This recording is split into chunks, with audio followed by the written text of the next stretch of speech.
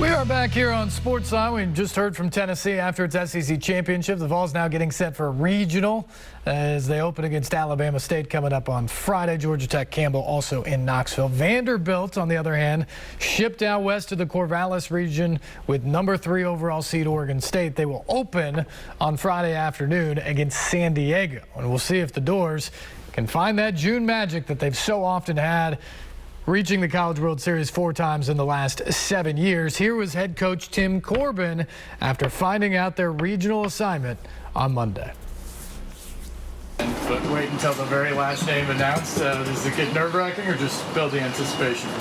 Well, I think anticipation. I mean, if you think you're in, but you never know. I mean, there's been screwier things that have happened, and certainly you can't. It's out of your control once you get to a certain point. So we got the opportunity. We're certainly grateful. I mean, that's 16 years. That's a lot of consistency in those players in the program. To go on the road and go far on the road to Corvallis, what do you think of the initial draw? I think our guys love going on the road. I'll be honest with you. I think they like playing on the road, and I don't think it would have mattered where we go. They'll be excited about the opportunity. They'll be excited to play. They'll be excited to show their best self in any environment. We've been to Corvallis before, albeit it was a time ago. None of these kids were on that trip, but they've got a very good program. Mitch is he's a great coach, and you know that's a good environment. But we've got other business to contend with before we even get to that. But good environment. How much familiarity do you have with San Diego sports? With San Diego? Zero. I mean, I know their coach, but outside of that, not this year. I've seen them from afar, but no, not this year. What does it mean to be in a regional with Oregon State? That's another team that has had a lot of Omaha experience, a lot of postseason, success. It's just San Diego. I mean, you don't know if you're going to play those other teams. We're in Oregon State's stadium, but we're not necessarily playing them. So we're playing San Diego. I know that in the past you've usually just gone with your number 1 guy in the first game. How do you weigh, potentially using Carter in that first game versus, the second game could be very tough? We don't have, we've just got a good pitching staff. I don't, as the boys know, we don't tab 1, 2s, and 3s. We'll match up accordingly. I think we look at San Diego and who they are, and we'll have to do what we do against them to have success. But as far as what's going to happen in terms of who's going to pitch, we'll just make that determination here soon. What do you say to the guys to kind of reset and refocus now? This is a new time of year. We talked about it yesterday. I mean, it's June. It's completely different. Doesn't matter what you've done February, March, April, May. This is June. And we've been in June quite a bit, and we like June. And June's been good to Vanderbilt. Vanderbilt's been good to June. So we just take pride in being able to play.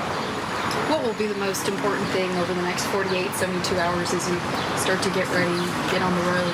I just think just to get outside and train again. They've 2 days off, and I think that was good for them, just to do something outside of baseball. So I think the most important thing is getting on the field this afternoon.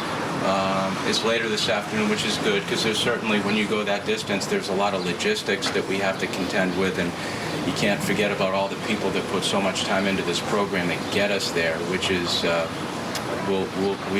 as I've said, we've been there before, so we know what it's like, and it's not an easy place to get to. But I think outside of that, the kids will be fine. They just want to play again. One of the D1 guys just tweeted, it'll be interesting to see if Vandy can flip the switch because they look blah in the SEC tournaments. Do you feel that at all about your team? And what's the challenge to flip the switch? I don't even believe in that, and I don't really care what anyone says. I want to play with the kids. I just want to get the kids on the field to play. Is there anything though? I mean, the track record speaks for itself. In June, this is maybe one of the first times where people look at Vandy and say, "Oh, can they really do something?" Do you discuss that at all, or use that as motivation in any way? No, it doesn't matter. The only thing that matters is what's inside our kids' head, and we control that. So I think we understand that we've been in a conference that is very difficult to play in, particularly this year. And when you start looking at the totality of what we've done, it's pretty good resume. There's a lot of good wins in there. There's a lot of good road wins in there. It's the #1 strength of schedule in the country. And not that I RPI's everything, but there's a reason why we're sitting at a certain level. But you got to play. It doesn't really matter what's on paper. You got to play the game better than the opponent, and that's what we want to do when we open up against San Diego. You've got such a young squad.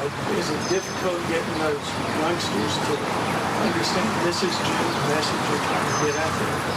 You get a lot of help. I mean, you've got a lot of kids on this team, like the 2 guys you're going to talk to, that help in that regard too. And I think when you're a parent or you're a coach, you have to rely upon your older kids inside the program to help you with a lot of different things. But we're young and we're not. I mean, there's some kids that have had a lot of postseason experience, so they're excited about getting the opportunity to play. I mean, there's some good teams that got left out, and we weren't one of them. And you could, in this conference, you could be left out. And I'm not going to make judgment on who should have or who would have. It doesn't matter. The fact is we're in, and we're happy to be in, and we're happy to play well going forward. How do you go about controlling what's in your kids' heads, as you mentioned? Meet with them, be with them, communicate with them, much like a parent would with their kids, right? How your kids leave the house is a direct reflection of what you were talking about at the breakfast table. So if they leave in a certain mood or a certain way, it's because of the communication that's taken place before they've left the home.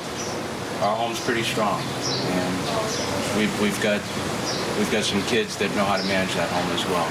How have you handled that communication since the Kentucky game, and how have your guys responded to that? Yeah, we met last night. Had a good meeting last night, and we'll meet again before we get on the field today.